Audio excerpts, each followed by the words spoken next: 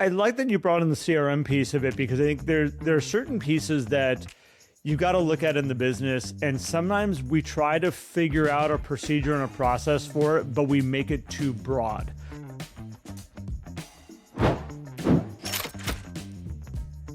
Welcome back, everyone, to 10 Tenths, where we coach real estate agents out of burnout into high-performing businesses that fuel their lives. If that is a direction that you want to go in, you got to come visit us at 10tenths.co. As always, I'm Matt Pinelli, joined by my incredible co-host and co-founder, Garrett Fry. Good morning to you, buddy. Good morning, sir. Good morning. Excited to be with you again, as always, and excited to be on with all of you, everybody who's tuning in. Grateful for your time and your energy and you sharing that time with us.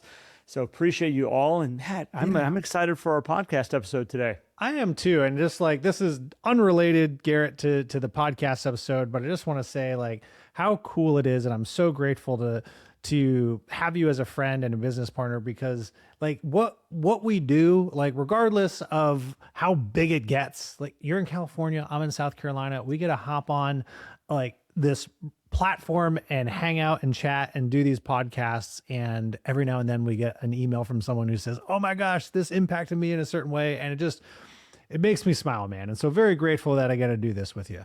It is a pretty cool thing. And you think about like, it wasn't that long ago that this would not have been that easy to be able to do. And I'm very thankful for technology. Thankful because again, this is an easy thing. It's fun. We enjoy it. Enjoy your friendship. And yeah, man. No, so thank you. I appreciate you starting that off this way with a nice gratitude. That's awesome. I don't know. I just felt that. And you know, what's interesting, what's allowing us to have this run now in our 7th year of publishing podcasts, or no, we're in our 8th year. We're 8th year. I was going to say. We're in our 8th year of publishing podcasts, is we have a process for this, right? We have a process that also allows us to hire an editor and execute certain things that allows us to not only take a topic that we've been talking about, get on a platform, record it, get it then edited, get other pieces of content done, show notes, it published in all these different places. The process is what makes that happen. And this is what we're going to talk about today, Garrett, because interestingly enough, pretty much a year ago to the date, we had a lot of people asking us about hiring and all these things and how do they get these things dialed in. And we went really hard in on SOPs, standard operating procedures. Well, it's coming back around again with people saying, hey, I want to hire somebody. I want to do more automation with AI. This isn't working for me. How do I make it work? And it's like, it all comes back to, do you have processes for these things? Because that's the only way you're going to be able to then efficiently and effectively offload to an assistant that you hire or to an AI workflow that actually is able to then work on your behalf. Yeah, it's funny that we talk about, well, let's go back to our process for a second, because we're 8 years in, as you mentioned, and we have put out an episode twice a week. Yeah. Every week for 8 years. Like without fail. Like just that alone, that we have been able to keep that cadence and keep that routine going is pretty impressive. I have to say, for both of us, with the help of Sarah, with the help of Kenny, we have a team that allows us to put this all together, and everybody knows what their role is. Everybody knows when they have to show up, when they have to do their job, when they're done with that job, when they can hit complete on it. Everybody knows. And what that allows us to do is to have this fail-safe process that just continues to work. And the interesting thing is that, we talk about realtors right now in this time of the year. It's not a coincidence that this time of the year, everybody's going, oh my gosh, what do? I am buried right now. Well, look at what life is like at this time of the year. You've got your own families. If you have kids and things like that, everybody's coming home from school right now. My house is full. Like my house has more energy going on it right now. I have more dirty countertops in my house, in my kitchen, from the kids all coming in, making their food, leaving their dishes all over the place. Like we're right back to where we were about 6-7 years ago. And I'm just like, I'm overwhelmed in my environment, even though I love my children being home. Like there's all these levels of overwhelm that happen in all these areas where our routines are stressed and pushed. Our day routine that we had all of a sudden isn't quite the same from the moment that you walk downstairs and you have your normal routine, and it's different because you're not taking the kids to school right now. There's not this normal routine. And then all of a sudden we're like, how'd it get so late and I haven't even started my business yet? Well, because we didn't drop the kids off and then go directly into the office and start work. Routines are being turned upside down right now. And then you take all your clients and they're all having the exact same thing happen. And we wonder why they're stressed and we have different moving parts. This all starts to pile on top of each other. And this is where, like in our business, Matt, in your business, to all the listeners out there, this is where having standard operating procedures and having routines in your business can be really boring sometimes, but it also allows the process to be standardized every single time. And this is sometimes, I think, hard to see in real estate, Matt, when you look at a office and again, your own operating procedures. It's easy to sometimes not follow your own routines. It's easy to kind of go like, no one's going to call me out. I don't have a boss that's going to walk in and be like, where the hell were you? Like, it doesn't happen in real estate. No. And then what we do is we find ourselves way off track. We find ourselves not doing the things that we were supposed to be doing. And if you had any other job, 9-to-5 job, where you had a standard operating procedure that you did and life got crazy and things happened, the last thing you would do is drop the ball on the business because you'd be worried about getting fired. And you figure out all the other stuff. This is the trick, Matt.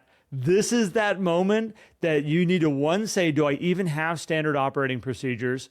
And if I do, why am I not showing up for them? And then at some point, man, we're going to talk about it here. When do I hand them off? When do I have them so crystal clear dialed in that I can be like, why am I still doing this? Here, take this, do this for me. I need to free up time. But most of us don't even know what we can hand off. We've never documented it enough. And then we're stuck and we burn out and we go, I don't know if I can handle this right now. And this is the real estate roller coaster, right? People like, you get business and you're like, well, I have some procedures. And I will say, most of you listening, there's some things that you do that are procedural. You may even have a checklist for your transactions. And there are some things that you do that there is a procedure. You just have it up here in your brain. You don't have it written out on paper. And so you're just kind of, I've been doing it for so long. It's like, I don't run through a checklist when I get in the car to start the car and drive it. I just naturally know I get in the car, I turn it on, I put it in reverse to back out of the garage and off I go. Right? Yep. But when you get into certain things like flying an airplane, even if you've done it every single day, you go through that checklist to make sure you don't miss anything, because if you do, the downsides are catastrophic. And we should treat our business in a similar way in that, well, the downsides aren't catastrophic. Nobody's going to die. However, if you want to have a consistent business that doesn't burn you out, having a procedure in place where you can say, cool, I did this, this, this, and this is going to make you function more effectively, which is going to free up time and then put you in a position, like you said, Garrett, to be able to hand off or automate certain things. Because particularly with this whole AI craze, which is it's not a craze, it's not a trend. It is new tools, new software, new hardware, new things that are coming in that we are implementing into business every single day. It's only going to work very, very well for you if you're able to give these things a procedure to plug them in. Otherwise, it's like when people sign up for CRMs, Garrett, and they don't know how they want to run their communication. They are then beholden to whatever that CRM wants them to do. And this is what often leads to burnout. The same thing's going to work with AI, only the difference there is a lot of people are building their own structures and softwares. And if you don't have a structure to give it to follow, it just kind of says, here's some words for you, but what else do you want? But I like that you brought in the CRM piece of it, because I think there are certain pieces that you got to look at in the business. And sometimes we try to figure out a procedure and a process for it, but we make it too broad. we're going to come back to the CRM because I was sharing with you, Matt, before we started recording, about me working in the restaurant business. And, it would be like going from a person who owns a restaurant and you're going, okay, can you write up an SOP, standard operating procedure for how we run this restaurant? And they could do it. And this is where I think where a lot of realtors start to go like, well, how would I document my entire day? How would I document everything I do from point A to point B? And what you need to realize is that there's internal segments in here. So like in a restaurant, there is the wait staff. There's the cooks behind the line. There are the people downstairs that are the preppers. There's the dishwasher that's making sure all the dishwashing is being done. And you have to start to compartmentalize these parts of your business to be like, I actually need to build SOPs specifically for each one of these specific areas is what I need to focus on. And I can't do it all at once. I can't start from 30,000 feet and go, all right, let's write this SOP for this entire machine that I have here right now. No, like let's take that one thing of the dishwasher and go, okay, what is the standard operating procedure of the dishwasher? And that dishwasher comes in, they have to make sure all the equipment's working properly so they're ready to go. And then at some point, there's a dish bin that is, I'm going back to my days of washing dishes. By the way, best job in the world. If you ever get a chance to go wash dishes, it's amazing. But your next step is there's a dish bin upstairs, and when that dish bin is full, your job is to have your hands on it before it's overflowing, before it's a mess, before it's and this is all written in the SOP, by the way. This is exactly how it's supposed to work. Dish bin comes downstairs. This is the order the plates go in. This is the order the glasses go in. This is how the silverware goes in, and that stuff goes through the machine, and you have an exact process of sits on the drying rack for X amount of time. And by the time that thing sits there, it needs to go and get restacked in the inventory so the other people have a chance to use it. There's a SOP and a process built around all of this. And by the way, when you really get good at this, there's a whole nother way that you could look at it and go, well, what if you take the dishwasher's job and you build an SOP around coming in and starting the machine up and getting everything going. And once that's done, you're done. Then we have an operation hours that we're working and how you handle that. And then we have a shutdown SOP to make sure everything is put away and cleaned up at the end of the night. The shutdown SOP, when I was a dishwasher, allowed me to go upstairs and get a beer while the business was being shut down so I could actually go and clean up all my stuff. No beer was part of the SOP of the operation hours of the business when people were there. But because of the clear expectations, I felt the comfort of when the last customer walked out the door, I could walk up and pour myself a beer. Mm-hmm. And I knew it. My boss wasn't going to get mad at me. I wasn't being a delinquent there going like, I think I'm sneaking a beer and going to take it downstairs. We had clear expectations. And Matt, this is where a lot of realtors run into a lot of problems when they're hiring people and bringing new people in, is that they have this blanket of all these things. They haven't broken it down into these smaller chunks, the parts that they can then write the operating procedures around. And then they haven't signed off on it with the person that they're giving it to be like, you understand? Yeah. I understand. We both understand. Great. Let's put a signature on it. Just do that. Do that consistently over and over and over and over again. And because that's what I need you to do. And when you do it that way, I'm going to be happy with you. You're going to be happy with me. We can high five at the end of the day and we'll do it all again the next day. But Matt, it's just too loose. And then we wonder why. We get mad. Our businesses, we're having to check in on these people all the time. The consistent results are completely all over the place. It's not you're a bad hirer. You have bad systems around hiring and helping the people work for you. Yeah. Well, clear expectations is so important, right? Which is why if you're going to look at any of your procedures, there needs to be a very, very clear definition of done. What does it look like for this to be done? What is the outcome that we are expecting to achieve? Putting dishes away, let's just say, well, we want them dishes to be put away like this. We have a picture of a clean cabinet and silverware. The forks are with the forks, spoons are with the spoons, right? And a lot of times we don't. You don't have just a drawer for silverware. You just dump it all into. Throw it in, right? It needs to be a very, very clear, defined outcome. And a lot of times we don't do that. We're just like, well, we're just going to close the deal. Well, what does that mean? Where do documents need to go? What needs to be signed? The other thing that I find helpful in creating processes is having a definition of the purpose. Why does this process exist? That's going to give motivation to yourself, to whomever you hire. It's going to also give the opportunity for flexibility in there. It's like, hey, we're doing this because of this, and maybe if we find a better way, we can do that while maintaining the desired outcome as well. And then the last thing you need to have, so this is like kind of the three main things you need here, is the trigger. So when you were dishwashing, dirty dishes came in, is the trigger. Time to wash some dishes. Let's go through the process. Why are we doing this? Oh, because one, health code, we need to have clean dishes. And two, it's a great customer experience to be able to eat off of clean dishes. Wonderful. Well, what does the outcome look like? Well, it looks like all the dishes are clean to this standard and they are put away here, here, and here. Sounds like a very clear understanding. Now we can have the step-by-steps on how that's going to happen. And it makes it so much easier. Well, and I think for everybody like who's listening, like go back to other jobs you've had in the past where you have worked for somebody else. Like you have had to show up and do the job and you know when you're done at the end of the day. And what has made that successful is that there's a clear understanding and a clear process of exactly what your role is and how you're supposed to do it.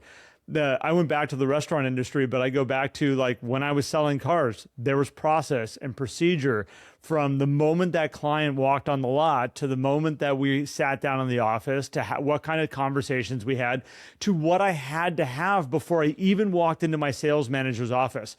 I remember my sales manager crumpling up the papers that I handed to him and throwing them out his door because I had missed all types of steps. And he's like, I can't even do my job until you do your job correctly. And those moments of, me learning, sometimes painful when you feel like you really screwed up. But, those are those operating procedures that you want to do it before it goes to that level. You want to do it before everybody's feeling like they let somebody down. They're not doing their job right. They're frustrated. You're frustrated. We don't want to get there. We want to train these processes early on.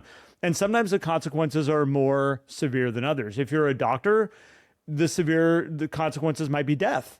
We might end somebody's life. We have very strict procedures of how things get done. And, when you're working in the, restaurant industry, no life and death for the most part. Well, maybe depending on what you do with food. Forgot to take the peanuts out of this person, the peanut allergy. But there's the experience. We use Hall Steakhouse all the time, Matt. Very, very strong operating procedures from the moment you walk into the door to the moment you leave that restaurant. Procedure. You could see it with the way people are standing. Yep. You go and get a hamburger at McDonald's. By the way, if you go to a McDonald's in South Carolina, you go to one in Northern California, you're going to get the exact same burger, the exact same fries. The consistency is there from the moment you walk in the door and how they say hello to you when you walk in to how you leave that experience. Good or bad, it's consistent. There are operating procedures around it. So let's get down, Matt, to like real estate business. Yeah, for sure. Because I look at like all these moving parts. And again, as I was saying earlier, like we can put a blanket on all of it and go, this is what an assistant, let's say, should be doing for me. But there's another part of like, have you even like had a operating procedure for how the phone gets answered when a call comes in? Like these are the small things to start really building out of when emails come in. Like what is the process for sitting at the computer and going through an inbox and filtering things out for what gets deleted and what gets, put for immediate attention. We leave these doors wide open, and these are all the parts of the business throughout the day that we need to have these built out from the moment you pick up that job, that time, and hopefully there's a scheduled time that it's done.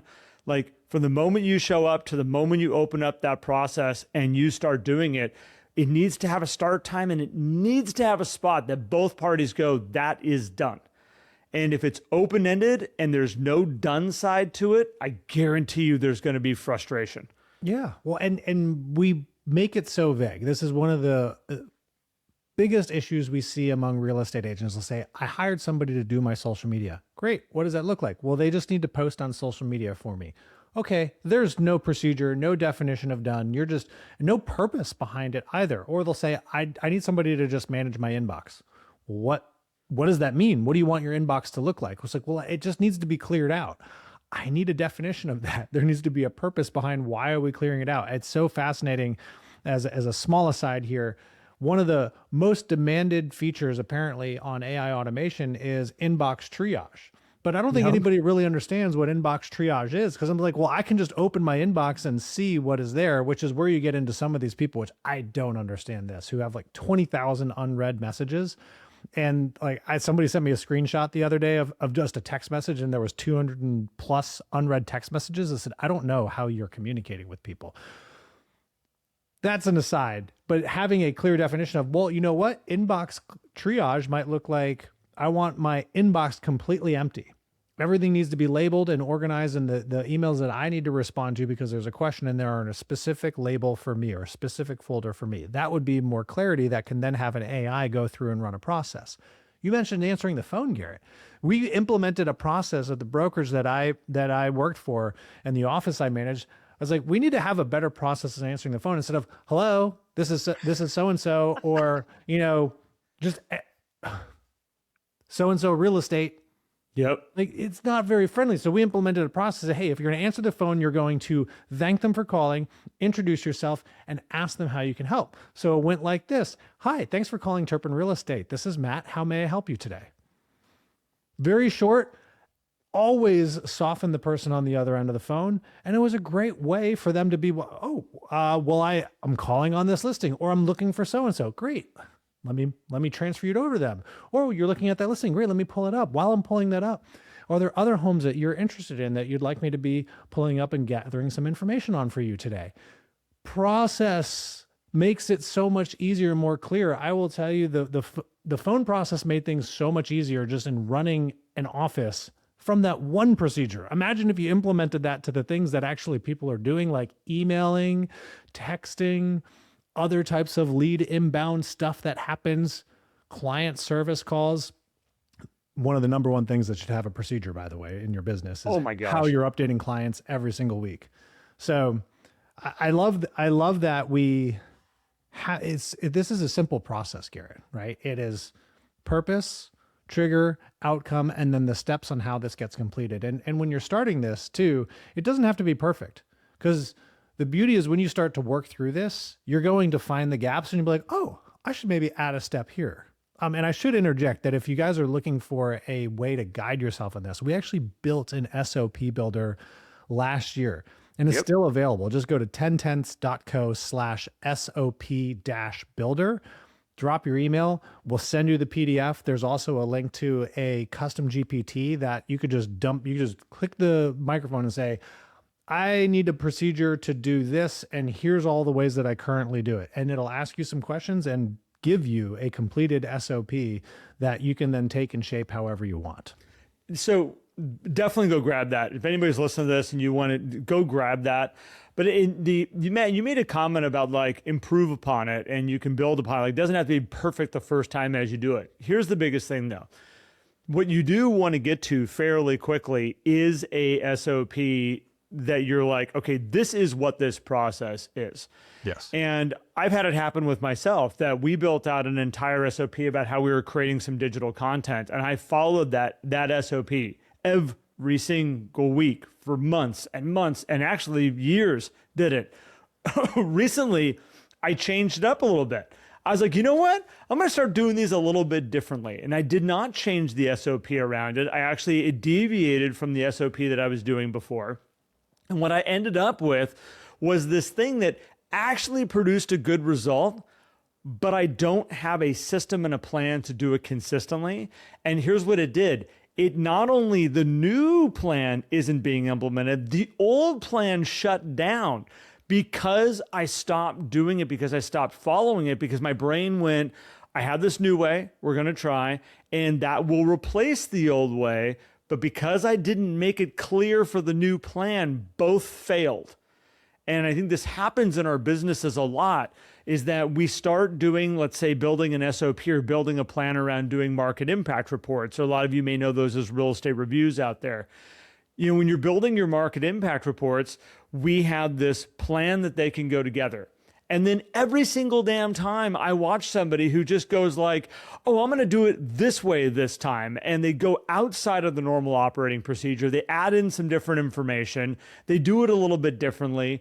Maybe their whole plan is these things should be mailed every single time, but this time they decide to do it a little bit different. And all of a sudden, the whole thing breaks down. And then all of a sudden, we go a week, 2 weeks where we haven't done one of those market impact reports. And they're like, oh, I was on such a roll for a second. I guarantee you, you deviated from the normal, consistent plan of what you were supposed to be doing. And this is why it's so important to say, okay, one, I need to be consistent with it. And then there's a point there where you would love to have your assistant build those market impact reports for you. And you should be able to go, this is how it's done consistently every single time. Here you go. Take that off my plate. You can do that. I'm now going to go over here and build a new operating procedure for this new hour or 2 hours I just got back in my week, so I can be extremely efficient with that. It might be phone calls. It might be handwritten notes. It might be just, planning lunches with people. Who knows what it is? But again, this is the freedom that you'll get with your business. And Matt, when we talk about reducing burnout, like this is one of the things that will keep you sane. It is one of those things that when you go, okay, I've got 1,000 things to do today. What can I do quick, efficiently, and effectively? You can go back to these operating procedures and just go like, I just got to show up, get this stuff done, move on to the next thing. But yeah, when it's all over the place, you're just ineffective. You're scrambling, you're grasping. And this is why it's so important to write it down, because the SOP becomes the source of truth. And Dan Martell talks about this in his book, Buy Back Your Time, which on this topic, that is one of the best books that you can go and read to understand, hey, how can I easily start to get this stuff set up and identify where do I really need procedures in my business and life? If you have it written down, everything comes back to that. So when you then hire somebody, or you're doing something yourself, or you're looking for an AI implementation, instead of saying, my assistant doesn't know what they're doing, you got to say, oh, let's just go take a look. Hey, it doesn't look like this market impact report came out right. Did you use the SOP that we built? Yes, I did. Okay, great. Let's go take a look at it. And you go, did you do this step, this step, this step, this step? Oh, you know what? I missed that. Oh, well, okay. Let's make sure that we don't miss that. Now, lesson learned, activity corrected, they'll do it right the next time. Or let's say they followed the SOP correctly and we didn't get the desired result. Well, it wasn't the assistant's fault. It was the SOP's fault. We need to adjust the process there. There's something maybe that changed in how the MLS was done. We talk about this in our group coaching the other day, Garrett, where FHFA house price index reports, the website changes every now and then. It's been pretty consistent for the last few years, thank goodness, but things change. So if your SOP has an old link, it's like, well, we messed up here. Oh, we need to update the SOP because that website updated. Great, now we can fix the process versus blaming somebody for doing something wrong or saying, oh, the software doesn't work. Well, maybe the procedure that the software is trying to run is broken and we need to fix that. If it is the human or the software, we'll be able to easily tell if the SOP is written. If it's not written, then we don't know. Yep. There's no way to verify what really was done or followed.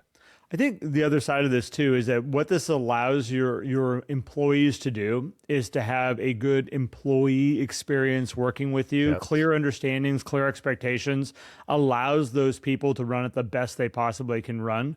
And then what's nice is if you have somebody who you go, okay, this is somebody that I know consistently follows the standard operating procedures that I've been giving to them. When I give them this, they just follow it, they get it done, it's complete, I can trust them to do it. That level of trust allows you to let go. And the more you can let go of those procedures, the more you are allowed to go into these other areas of business building, business development. I think what's really an important piece here too is that the longer term you have these people work for you, you've all seen this happen in a business where the employee will come to the manager or the owner of the business and say, I have some ideas about how we can make this more efficient. I have some ideas about how we can improve upon this process that we have over here. That can only happen if there's a process. Like, yeah, it can only happen. And some of the biggest growth in businesses that I've seen, Matt, is somebody who's an employee who really doesn't have any bigger win in building this business going, this can be done better, and I want to be a part of that. I want to give my 2 cents into how this is going to work and how this can run more efficiently. That is an incredible opportunity that a lot of businesses miss out on because everything is just kind of flying by the seat of the pants.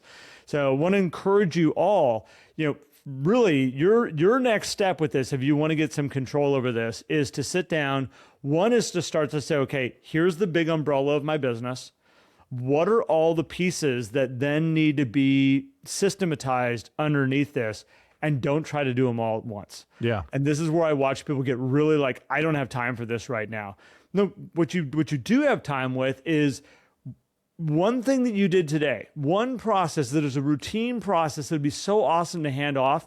Sit down with AI and just say, use our SOP builder and say, I need to create an SOP around this project right here. And what it's going to do for you, it's going to say, tell me about the project. And it's going to start asking you questions. It's going to ask you questions like, is this something that requires you or somebody else could do it? Who are the other players that are helping you with this right now?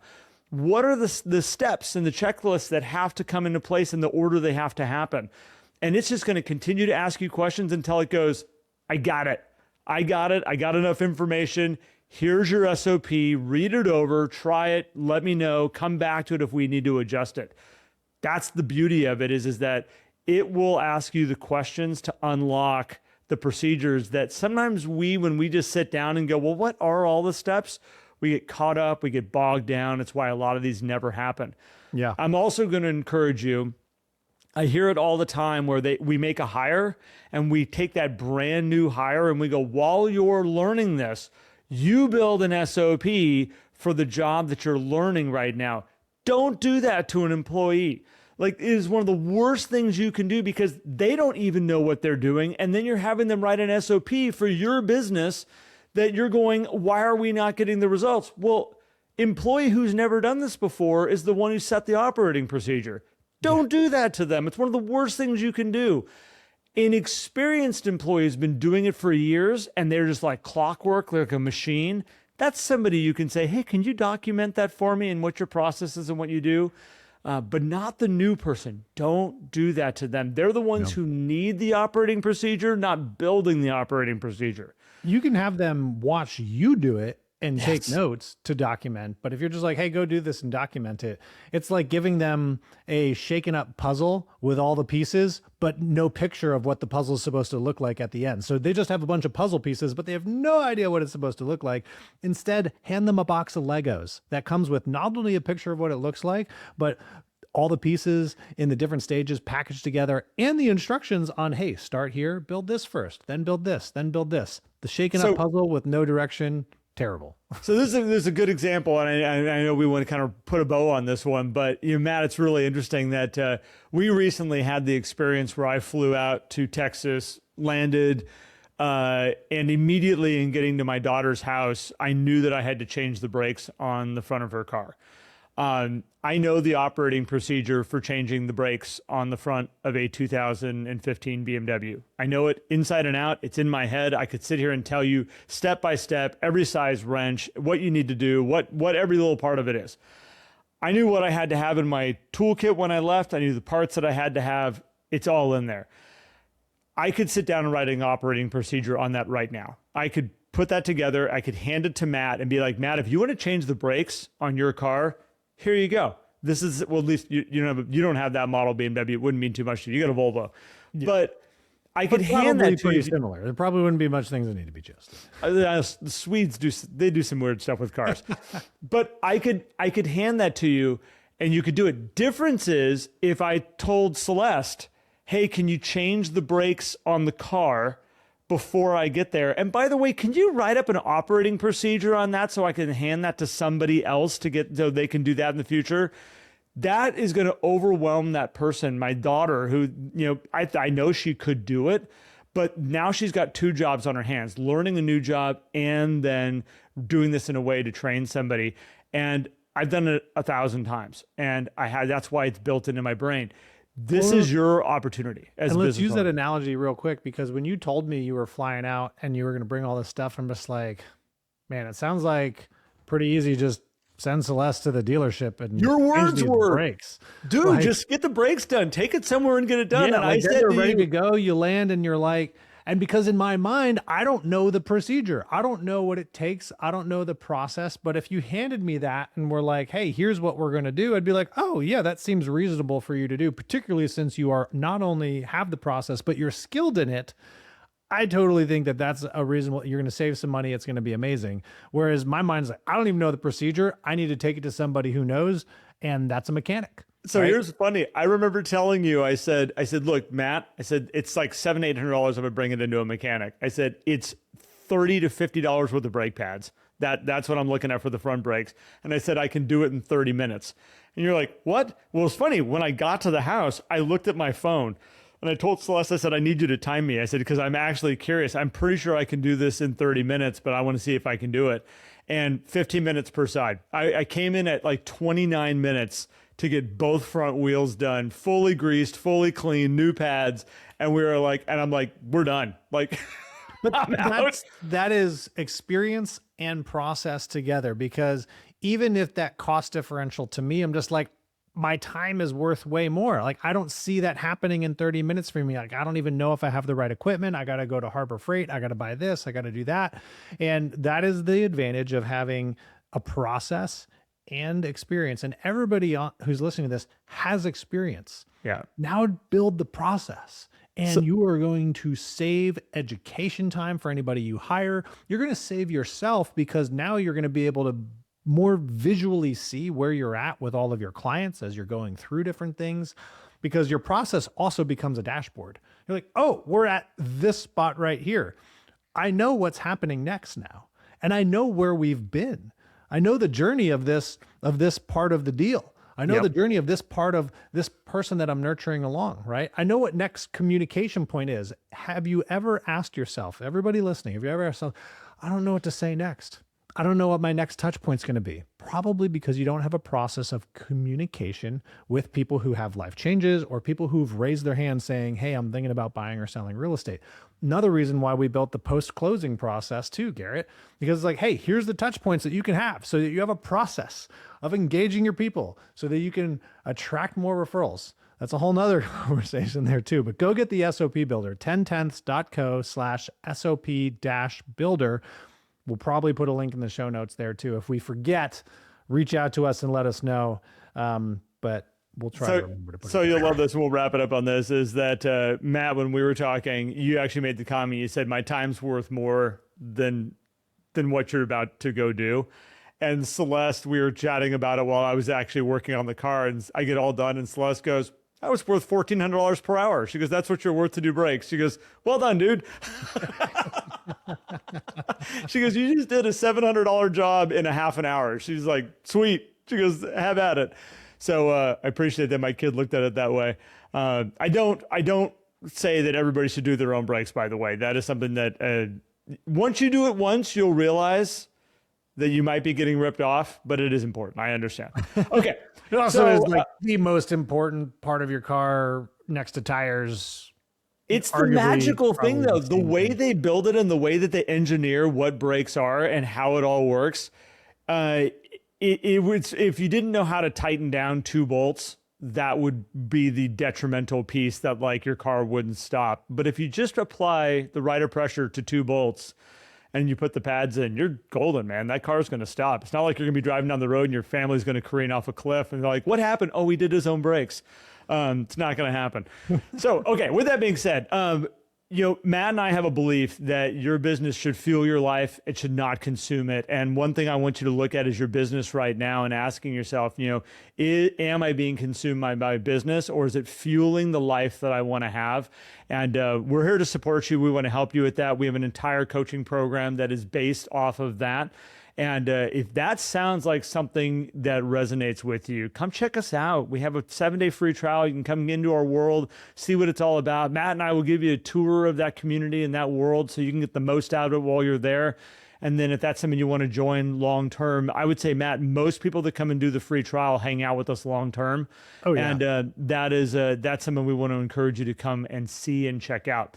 with that being said, Matt, thank you. Thanks for the gratitude that we started this episode off with. And I appreciate you tons, my friend. And to all of you who are listening out there, go check us out on YouTube, wherever you decide to listen to it. Leave comments, leave reviews. We would love that. It helps us out tremendously. And I want to say thank you to all of you, because you allow us to do all of this every single day and to continue to do this. So thank you. Have an amazing day, everybody. Thanks, Matt. Take care, everybody.